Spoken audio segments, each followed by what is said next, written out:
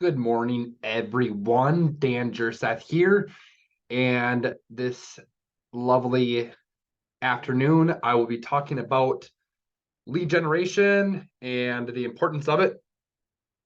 On my team, we basically block off from 9 a.m. to noon every day for lead generation activities. And a lot of agents don't do that. So I am just going to explain to people the economics or the numbers behind why we do what we do at the end of the day, and how I broke it down, how I explained it to my team. Everybody understands everybody knows that it's important to do lead generation activities. However, we don't understand it enough to the point where we're motivated to do it, or we're like, oh my God, we have to do this or else we're not going to survive in business. And I would also say that you don't necessarily need to do lead generation activities when the real estate market is really, really hot. However, I've personally seen agents who are doing 8, 5, 10, $15 million in real estate a year in volume when the real estate market's really good. And as soon as the market shifts, I've seen agents who are doing one pending transaction, two closed transactions in the first quarter of the year, go from the really nice, massive business of closing 30 plus transactions down to two in the first 3 months of the year. Now, if that's you, there is a solution to this, and I'm about to present it to you guys. And if it's not you and you got it all figured out, great. Hopefully you can still learn a couple things by watching this. I'm going to screen share with you here and just dive right in. Okay, lead gen economics. I am going to kind of go through this. I just threw this together last night. Actually, I was laying in bed, writing down, journaling, thinking about what I was going to talk about in today's team meeting and my video. And I decided I wanted to talk about this because I think the lead gen economics is becoming more important with the shifted market. So why lead gen? How can we increase our income in a predictable fashion?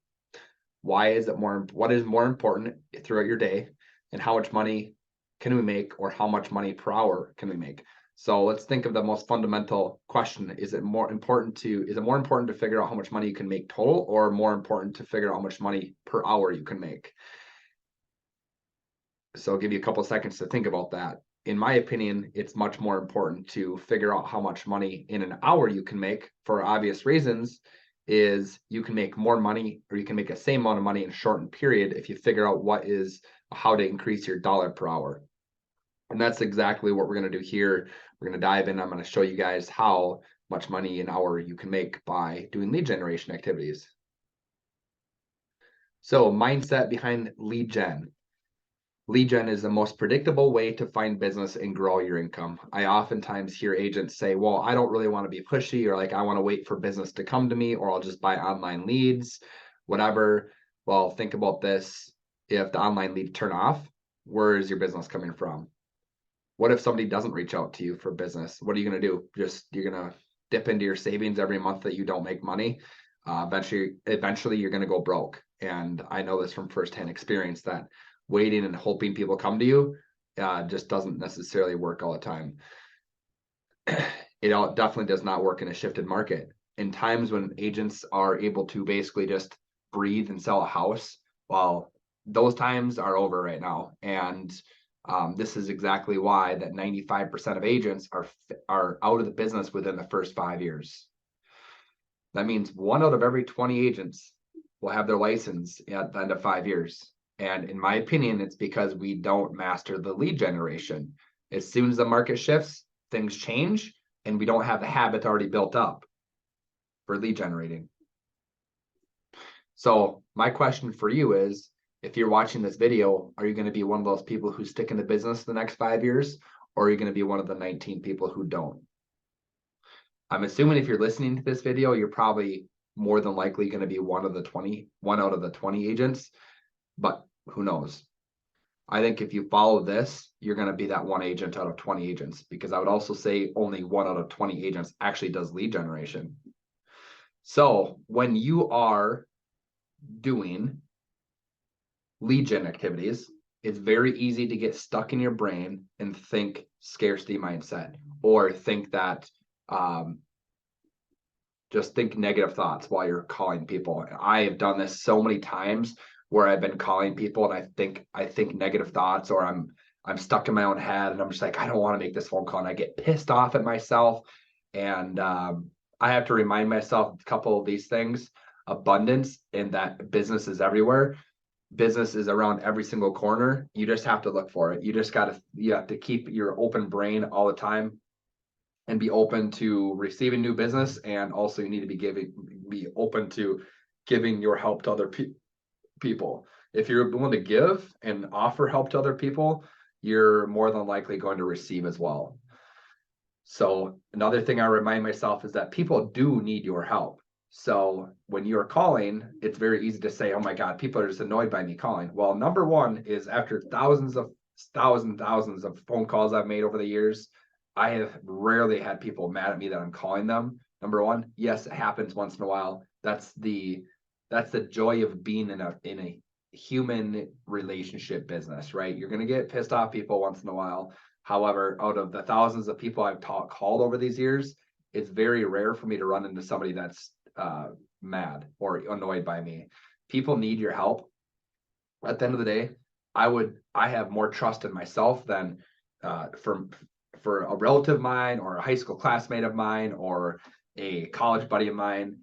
I want to help them more than I want another real estate agent in the marketplace to help them. And guess what?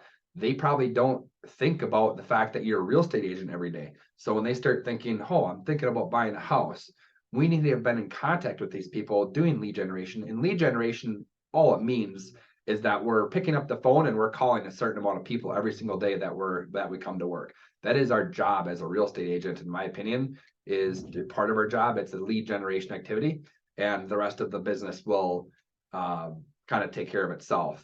Not take care of itself. Obviously, we have a lot we need to do with contracts and negotiations and showings and listing appointments and advertising and all that stuff. However, a lot of our life revolves around making sure we actually have business to stay in business. If we don't have business to stay in business, all that knowledge gets put to waste. All our skills, all of our marketing pieces, all of our the training that we've done as real estate agents. Come on, Daisy. Come on. Come on. Gosh, my dog's trying to get in my door. Jeez. She starts scratching on my door and starts annoying me while I'm making this video. Okay, so think about this. Here's one of the most important things we can understand as somebody watching this video. I want you to understand that the difference between certain activities within our business have a massive impact on how much income we make throughout the year. Now let's think about this, and this might challenge your beliefs. Does running a sign out to a listing produce more income for you? I want you to think about that. Does running a sign out to a listing produce more income for you, or does it keep you stagnant? I'm going to say no, it does not produce income for you. Why? Because you didn't build another relationship with another potential client. You didn't strategically position your business in any way in the marketplace that's going to make you any better. All you did was run a sign out to a front yard, which is a necessary part of the transaction. However, it doesn't necessarily push your business forward. Just like taking your own photos of your own listing. Number one, they're going to look shitty compared to what a professional is going to do. And number two, it takes you time that you could have used to build another relationship, talk to another person, find a potential buyer for the listing instead of, taking photos. Like, there's so many things you could have been doing in that time, even though it's not that much time to put a sign out there or put a listing out there. However, all these little things compounded over time, over and over and over again throughout the years, will lead you to either A, if you continue to compound the meaningless, meaningless activities like these over years, you're going to compound into a very average business. You might have a good business, but it's going to be probably a pretty average business in the grand scheme of things, versus if you were to take the photos and the sign and hire somebody to do those things, and you took that other time, if you paid them even if you pay them $40 an hour to do that stuff, and I'm going to show you in a little bit here in a little while how much you can make while you're lead generating, you're going to have a much bigger business. And I'm going to show you kind of my mindset behind it as well. My last question is, does mowing your rentals grass produce income? This is a big one. I'm friends with a lot of investors that we work with to buy and sell real estate. I'm also an investor myself. I have not mowed a single lawn of any of my rental properties because I understand that mowing grass is obviously another, just like running a listing sign out to one of my listings, is a very necessary part about the transaction or owning a rental property. And if you enjoy cutting grass and it really brings you happiness and you enjoy do the listing signs, and you enjoy doing the photos, more power to you. Have at it, and you might be really amazing at it, and maybe it does grow your business somehow. Just from my experience, mowing your rentals grass does not help you grow your business. It might help you save a little bit of money, but that money that you saved, you could have.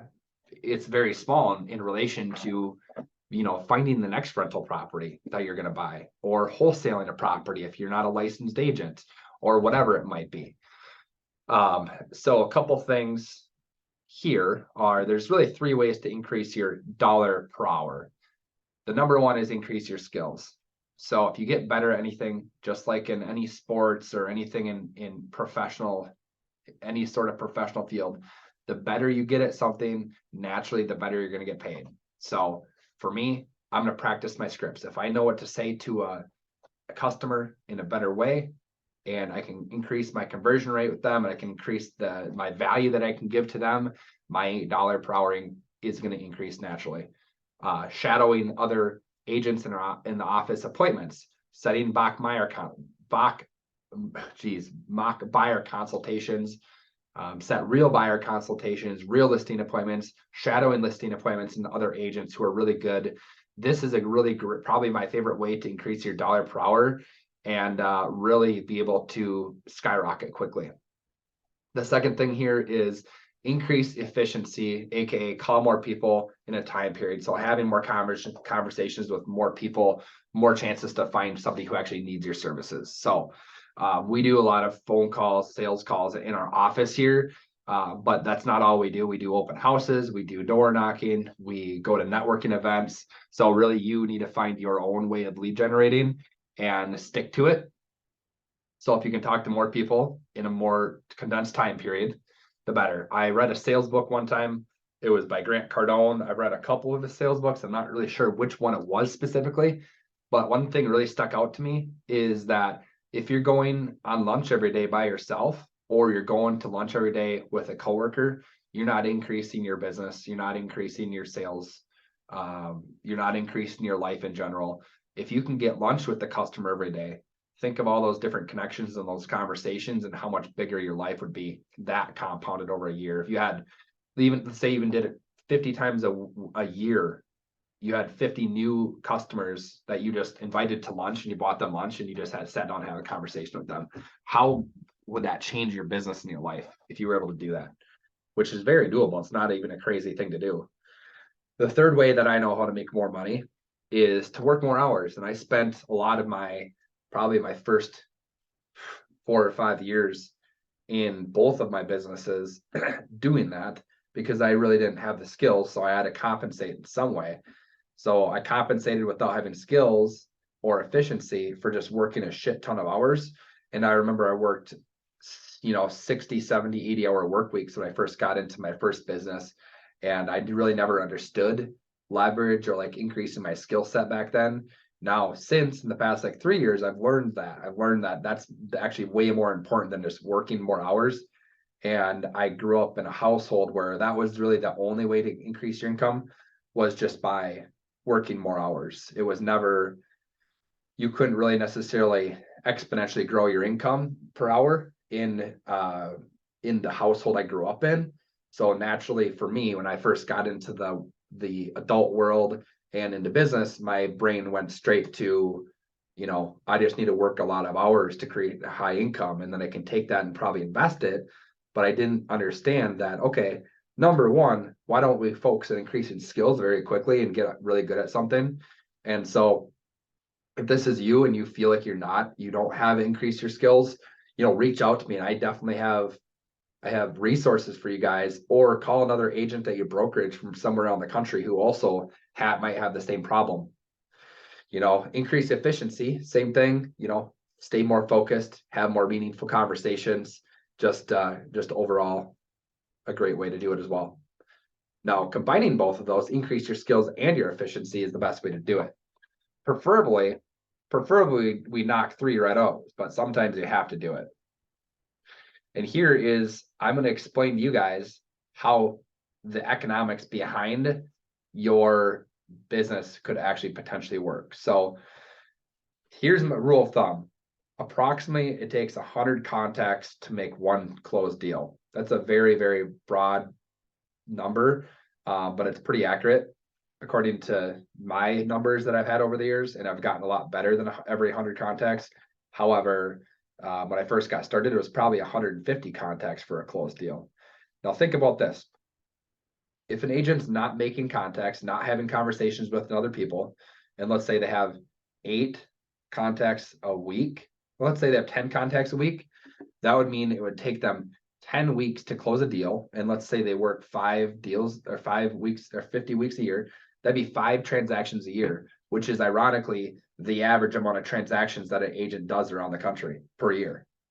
So I bet an average agent makes 10 contacts a year or week. However, it's incredibly inefficient. It goes back to our second rule of thumb: increase your efficiency, aka call more people in a time period. More conversations equals more chances to find somebody needing your service.